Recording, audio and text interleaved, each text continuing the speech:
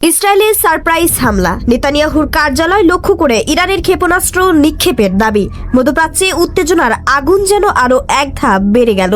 ইরানের প্রভাবশালী সামরিক বাহিনী ইসলামিক রেভলিউশনারি গার্ড কোর্পস IRGC দাবি করেছে তারা এক আকস্মিক ও নিখুঁত ক্ষেপণাস্ত্র হামলা চালিয়েছে ইসরায়েলের প্রধানমন্ত্রী বেঞ্জামিন নেতানিয়াহু এর কার্যালয় লক্ষ্য করে।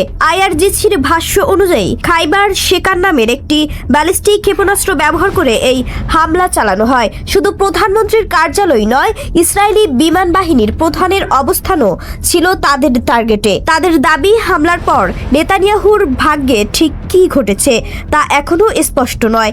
এই বক্তব্য ঘিরে ইতিমধ্যেই আন্তর্জাতিক মহলে তৈরি হয়েছে চরম কৌতূহল ও উদ্বেগ। তবে ইসরায়েলের পক্ষ থেকে এখন পর্যন্ত কোনো আনুষ্ঠানিক নিশ্চিতকরণ আসেনি নেতানিয়াহুর কার্যালয়ে হামলা হয়েছে কিনা কিংবা তার বর্তমান অবস্থা কি এ বিষয়ে নীরব রয়েছে তেল আবিব।